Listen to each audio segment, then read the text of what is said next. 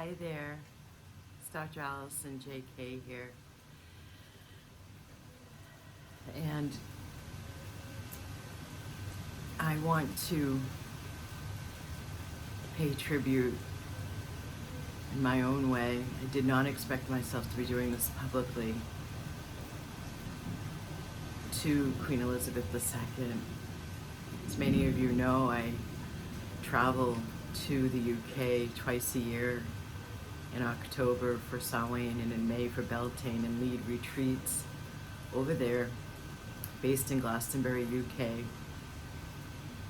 with my vibrational upgrade practitioners, whether they're first starting or up leveling. And we go to many sacred sites, including the stone circles throughout different counties there as they move up in the levels, leaving Glastonbury for day trips and overnight trips. And then when they leave and I check out of my Airbnb, I then travel throughout, and that's included with the Orkney Islands, that's included Edinburgh, that's included throughout Ireland as well, and Scotland, other areas, and all throughout England. In fact, my marketing director actually, in a meeting we had once, asked me, haven't you seen everything there is to see in England? I'm like, oh my God, no. And I also have, on my father's side, lineage, my older brother, who I have shared closer genealogy with, it seems like, than my two younger brothers. There was a chunk of time between the two olders and the two youngers. Very much that shows the mud I am as an English, Irish, Scottish, and Viking. And so, I mean, my papa, my dad's dad, talked with an English accent.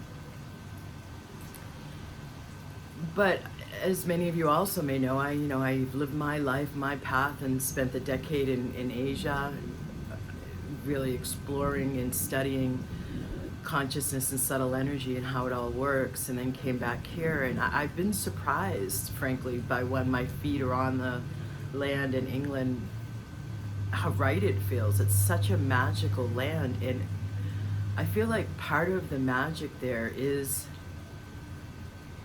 the monarchy that has been able to carry on. I heard one of the broadcasters throughout being somewhat glued to all the coverage to be there with them as best I can. And that, anyway, I heard him say that when Queen Elizabeth II took the throne, there were over 100 other monarchies, and now it's down to 25. And then I heard many say, around the world, whenever we're referring to the Queen, it's the Queen, and we all know it's the Queen of England, even though there's other queens out there. And living in Asia, I remember when I was in taxi cabs in Bangkok, just seeing the honoring of their king that they have in Thailand. The adoration. You could never say anything bad about the king in Thailand, in a way that in the democracy of the UK, it gets said. And so I've been with friends over in England, some monarchists, some not, some just kind of neutral. And I remember them really being interested in my perspective of the royal family. And as an American born and raised, I feel like we could really, this is gonna sound a little controversial as I clear my throat getting ready to say it, we could benefit from a monarchy, especially if you look at the sheer divisiveness that's been happening over the last 5-ish years or so, increasingly within our Congress. And many of you also may know that my first career was in politics, and my master's is in public administration, particularly studying public policy focused on the environment and conserving it. So having studied our Congress and the functionings of it, and worked to get Congress people elected, both federal and then and the president at that time, as well as the California State Assembly. The role that Queen Elizabeth II played in that steadiness of selfless service, and how she could go into places and bring a reassurance of peacemaking, even though she wasn't intentionally, like there weren't bills signed or treaties signed by her necessarily. And I don't know, I mean, maybe there were, but she was supposed to be neutral, right? She would just be of such service to bring about this sense of unity. And that unity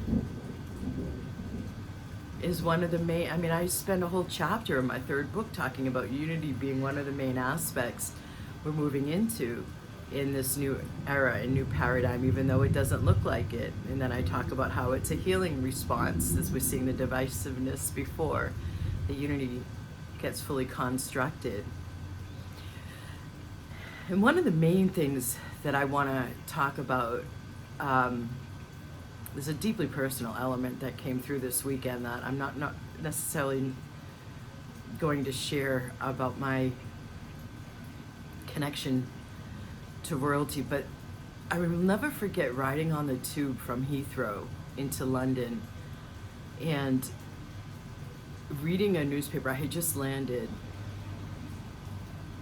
and reading a newspaper talking about the role of, not the role, the law of having, I believe it was, I could be getting this wrong, but I believe it was 50% of all CEOs by a certain date in the United Kingdom had to be, or at least in England at that time, had to be female. It might have been England and Wales, I'm not sure.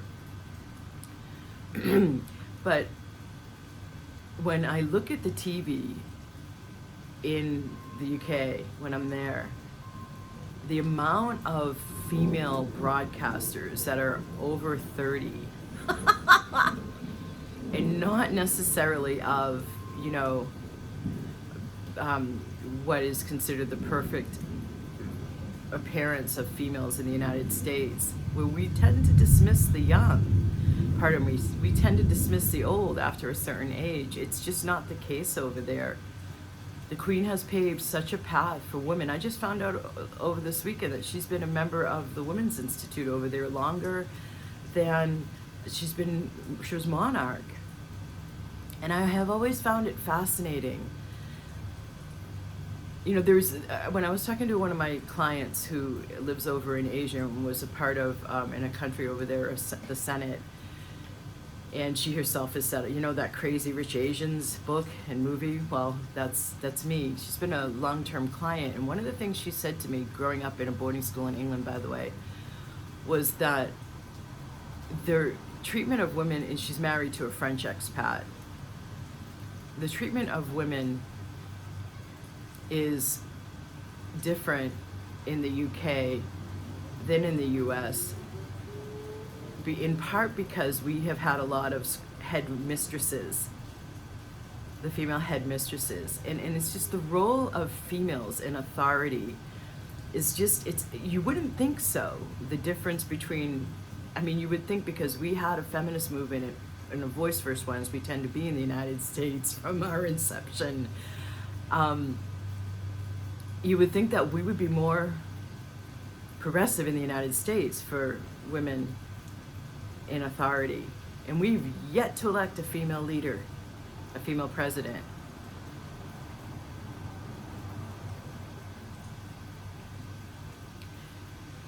And they have had how many female prime ministers and how many queens? And one of the broadcasters this weekend was saying something about some of the best reigns have been under female monarchs. And my dad, a lot of the time, he'll say things like, I can't wait for women to rule the world because there'll be a lot less ego and fighting. So I just want to pay tribute to what was able to blossom under her selfless service and the progressiveness of King Charles, frankly, that Prince Philip started. I'm connected with the, he started something with an organization, Prince Philip, where they talked about, from a multi-faith perspective, where the world is headed. And I've been contributing to that for years, and there's been annual meetings about that. So he helped start the World Wildlife Fund with David Attenborough, Prince Philip. And then we look at Prince Charles, and there was a film clip from the 80s where he's saying something to the British Medical Association that is almost word for word something I said in my first book, What If There's Nothing Wrong, about the AMA, the American Medical Association. He has been so ahead of his time with the environmental protection and alternatives within natural medicine that the more laboratory-based, pharmaceutical-based Western medicine wasn't hitting. So I just feel like there's so much contribution that she has made and is a brilliant role model, has been a brilliant role model for selfless service that actually accomplishes so much and just so invested in the people and listening to them and interacting with them and helping.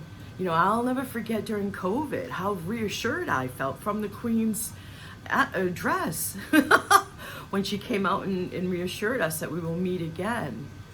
It's a role that I feel like, they're lucky to have in Britain, and I'm so grateful. I stayed through June, a lot of June, and I was there for her Jubilee, her 70th Jubilee, just in May, in June, and participated in events for that, and looked at the map all over the UK for the different celebrations, whether they be the picnics or the lighting of it's not the torch, is the word, maybe it is the torch, the lighting that went on the first night of the weekend of the Jubilee.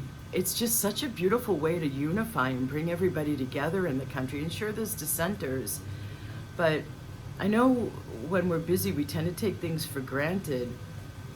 And when we haven't worked with our minds, we tend to listen to the nattering of the ego mind that tends to complain. But it's something positive and beneficial.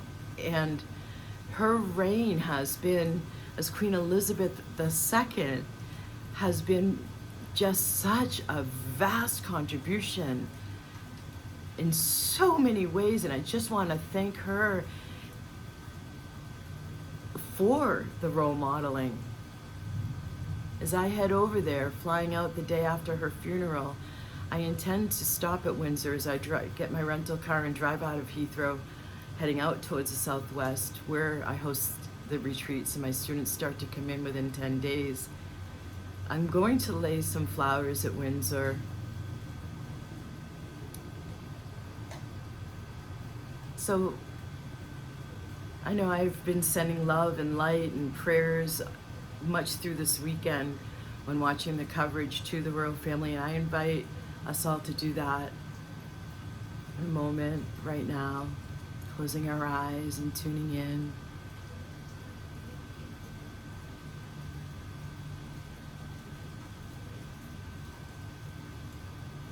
Sending love and light and appreciation and whatever you're called to Queen Elizabeth II, and gratitude.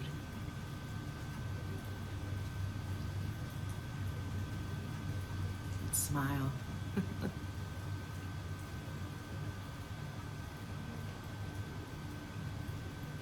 And also now to King Charles and the stepping up he's recently done, and to the children of Queen Elizabeth and Prince Philip II, Queen Elizabeth II and Prince Philip, King Charles, Princess Anne, Prince Andrew and Prince Edward, and then the grandchildren, Prince William and Prince Harry, and Eugenie, and Beatrice, princesses, and Princess Sarah, Queen Anne's children, Prince Edward's daughter, to have us be blessed with as much grace as possible, as many blessings and much light as possible during this time in this next 9 days, moving through all that they have to move through. And I thank you for joining in with me on that. Taking just another moment.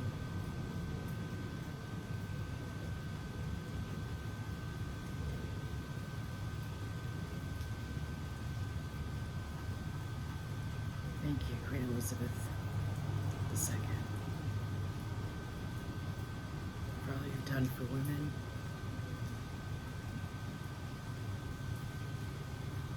And for all you've done in the name of peace and unity and the light. You're a strong